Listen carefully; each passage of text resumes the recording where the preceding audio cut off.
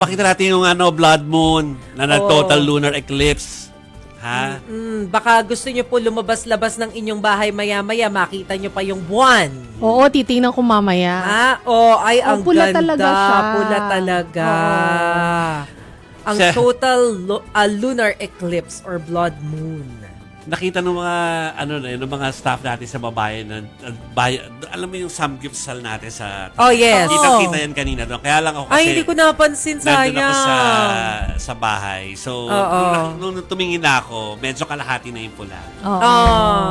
Umaandar na kasi. Umaandar. Umaandar na. Kasi di ba pagka yung, yung total lunar, yung earth yung nasa gitna Oh, yes. ng sun and moon. Siyempre, ang daming Tapos as effect, nagiging pula yung buwan. Parang correct. Ang ganon. dami pong tumingin. Kasi actually, magiging maganda yung next niya. Hindi ko na nakuha yung taon.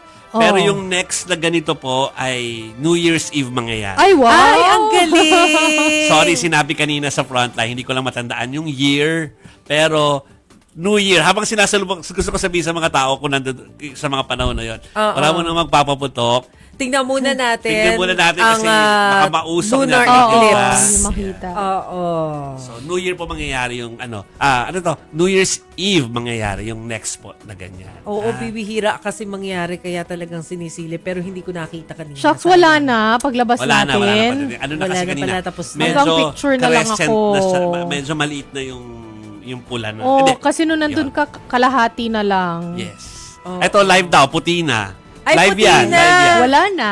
Wala nang Miss red. na natin. At ayan, yung parang maitim cloud. And then, aside from yung parang mga spots ng moon, medyo cloudy rin today. Tonight po. So, yeah. Okay. Buti na lang marami nag-send din ng pictures kanina. Nakita ko ang pula. Ano yan? December 31, 2028 Sa to 2029. January 1, 2029. Yan ang Wow. next. So, mga 2 years pa pala. Yung susunod na eclipse. Senyales total lunar ba yan? eclipse, na natapat pa ng election. Charot. Di pala tapos na pala yan. Tapos na.